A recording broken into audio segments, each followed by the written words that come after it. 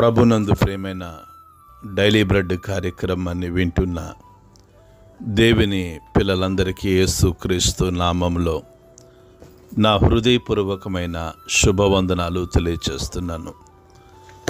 August 9వ తేదీ ఉదయకాలమున daily bread పరిచర్యలో మనమందరము కలుసుకున్నట్టుకై కృప చూపించిన దేవునికి మహిమ కలుగునుగాక. ఆమేన్.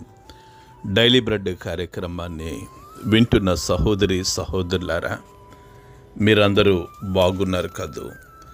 ప్రభు యొక్క అపారమైన కృప, మీ అందరి ప్రార్థన సహకారంతో నేను క్షేమం. ప్రతిదినం ఈ డైలీ బ్రెడ్ పరిచర్య ద్వారా మేమెంతగానో దీవించబడుతున్నామో అన్న స్పందన తెలియచేస్తున్న మిమ్మల్ని అందరినీ ప్రభు ఆశీర్వదించునుగాక. ఆమేన్. డైలీ బ్రెడ్ కార్యక్రమాన్ని వింటున్న సహోదరి సహోదరులారా, మనము ఈ పరిచర్యలో ప్రతిదినం తెలంగాణ రాష్ట్రం మెదక్ జిల్లాలో ఉన్న 21 మండలాలలో ఒక్కొక్క మండలం కొరకు మనం ప్రార్థిస్తూ ఉన్నాం. నేటి దినము కొరకై మనము ప్రార్థించవలసిన మండలం తెలంగాణ రాష్ట్రం మెదక్ జిల్లా మనోహరాబాదు మండలం. ఈ మనోహరాబాదు మండలంలో మొత్తం 16 గ్రామాలు ఉన్నాయి. ఈ 16 గ్రామాలలో ఉన్న ధనవంతులు, బలవంతులు, రాజకీయ నాయకులు, కమ్యూనిస్టులు, హేతువాదులు ప్రతి ఒక్కరూ రక్షణ పొందినట్లుగా మనము ప్రార్థన చేద్దాం. దయచేసి కండ్లు మూసుకునండి. మహాగణుడైన మా తండ్రి, కృపగలిగిన దేవ, మీకు వందనాలు చెల్లిస్తున్నాం. ఈ ఉదయకాల సమయంలో డైలీ బ్రెడ్ పరిచర్యలో తెలంగాణ రాష్ట్రం మెదక్ జిల్లా మనోహరాబాదు మండలం కొరకు, ఈ మండలంలో ఉన్న 16 గ్రామాలు ప్రజల కొరకు ప్రార్థిస్తున్నాం. గొప్ప దేవుడా, ధనవంతులను, బలవంతులను, రాజకీయ నాయకులను, కమ్యూనిస్టులను, హేతువాదులను దర్శించండి. కృపగలిగిన తండ్రి, గొప్ప ఆత్మ సంబంధమైన ఉజ్జీవాన్ని మీరు ఈ మండలంలో కలిగించమని ప్రార్థిస్తున్నాం. కృపగలిగిన దేవ, ఈ మండలంలో ఎంతమంది దైవ సేవకులైతే ఉన్నారో, ఎంతమంది సువార్థికులైతే ఉన్నారో వారిని దీవించి మీరు ఆశీర్వదించి మీరు మహిమ, ఘనత, ప్రభావమును పొందుకొనమని యేసు నామములో ప్రార్థించి అడిగి వేడుకుంటున్నాము తండ్రి. ఆమేన్. డైలీ బ్రెడ్ పరిచర్యలో నేటి దినము కొరకై సిద్ధపరచబడిన దేవుని వాక్యం లూకా సువార్త 13వ అధ్యాయము 6వ మాట నుండి 9వ మాట వరకు చదువుతున్నాను. దయచేసి ఆసక్తితో దేవుని వాక్యాన్ని వినండి. మరియు ఆయన వారితో ఈ ఉపమానము చెప్పెను. ఒక మనుష్యుని ద్రాక్ష తోటలో అంజూరపు చెట్టు ఒకటి నాటబడి ఉండెను. అతడు దాని పండ్లు వెదకి వచ్చినప్పుడు ఏమీ దొరకలేదు గనుక అతడు, ఇదిగో 3 ఏండ్ల నుండి నేను ఈ అంజూరపు చెట్టున పండ్లు వెతకవచ్చుచున్నాను, కానీ ఏమీ దొరకలేదు. దీనిని నరికివేయము, దీని వలన ఈ భూమి ఎలా వ్యర్థమైపోవాలనని ద్రాక్ష తోట మాలితో చెప్పెను. అయితే వాడు, అయ్యా, నేను దాని చుట్టూ తవ్వి ఎరువు వేయి మట్టుకు ఈ సంవత్సరం కూడా ఉండనిమ్ము. అది ఫలించినా సరే, లేని ఎడల నరికించి వేయమని అతనితో చెప్పెను. ప్రభు మన వినికిడిలో ఈ మాటలు దీవించును గాక. ఆమేన్. డైలీ బ్రెడ్ కార్యక్రమాన్ని వింటున్న సహోదరి సహోదరులారా, ప్రభు అయిన యేసుక్రీస్తు వారు ఆయన బోధించినప్పుడు చాలా సందర్భాలలో విద్య లేని పామరులకు వాక్యం అర్థం కావాలని ఉపమాన రీతిగా వాక్యాన్ని బోధించారు. మనము దేవుని వాక్యాన్ని ధ్యానించినట్లయితే యేసు ప్రభుల వారు ఉపమానం చెప్తూ ఒక మనుషుని ద్రాక్ష తోటలో అంజూరపు చెట్టు ఒకటి నాటబడి ఉండినట్లుగా యేసు ప్రభుల వారు చెప్తూ ఉన్నారు.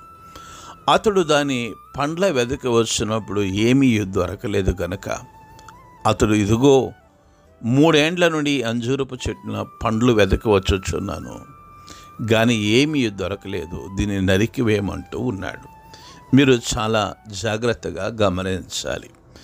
ద్రాక్ష తోట దేనికి సాదృశ్యము అంటే సంఘానికి ద్రాక్ష తోట సాదృశ్యమై ఉంది.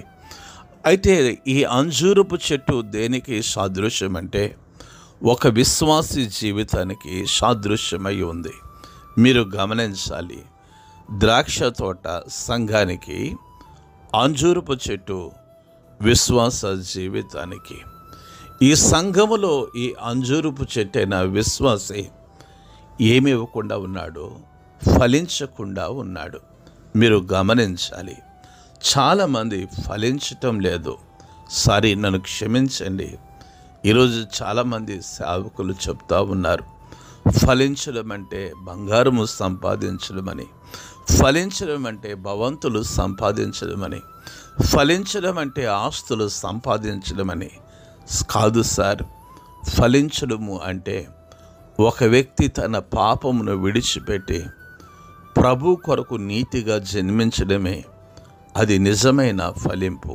ఈ ఉదయకాల సమయంలో డైలీ బ్రెడ్ కార్యక్రమాన్ని వింటున్న సహోదరి సహోదరులారా, ద్రాక్ష తోటకు సాదృశ్యమైన సంఘములో ఒక అంజూరపు చెట్టుకు సాదృశ్యమైన ఒక విశ్వాసగున్న నీవు ఫలిస్తూ ఉన్నావా? నీ ఫలాలు సంఘానికి అందుతున్నాయా? నీ ద్వారా సంఘంలో ప్రజలు దీవించబడతా ఉన్నారా? నీ ద్వారా సంఘంలో ప్రజలు ఆదరించబడుతూ ఉన్నారా? నీ ద్వారా సంఘంలో ప్రజలు ఆశీర్వదించబడుతూ ఉన్నారా? ఒక్కసారి గమనించండి. ఈ ఉదయకాల సమయంలో యేసుప్రభులు వారు చెప్తున్న ఉపమానం, 3 ఏండ్ల నుండి పండ్లు వెతుకుతున్నాడు కానీ ఏమీ దొరకలేదు అంటున్నాడు. మీరు చాలా జాగ్రత్తగా వాక్యాన్ని గమనించినట్లుగా అయితే ఆయన అంటున్నాడు, నరికివేయము, దీని వలన ఈ భూమి ఎలా వ్యర్థమైపోవాలనని ద్రాక్ష తోట మాలితో చెప్పాను. ఈ ద్రాక్ష తోట మాలి ఎవరికి సాదృశ్యం అంటే సంఘానికి కాదు, సేవకుడికి సాదృశ్యం. ఇలా చూడండి, ద్రాక్ష తోట సంఘానికి, అంజూరపు చెట్టు విశ్వాసకి, ద్రాక్ష తోట మాలి సేవకుడుకు సాదృశ్యమై ఉంది. ఆయన అంటూ ఉన్నాడు, 3 సంవత్సరాల నుండి ఫలించటం లేదు. ఎందుకయ్యా? భూమి వ్యర్థమైపోవాలి, దీనిని నరికివేయము అని అంటున్నాడు. కానీ ద్రాక్ష తోట మాలి అంటాడు, అయ్యా నిన్ను దాని చుట్టూ తవ్వుతాను, ఎరువు వేయ మట్టుకు ఈ సంవత్సరము ఉండనిమ్మని బ్రతిమలాడుతూ ఉన్నాడు. దైవ సేవకుడు చేసే పనింటో చెప్పన, నీ కొరకు బ్రతిమలాడుకుంటూ ఉంటాడు.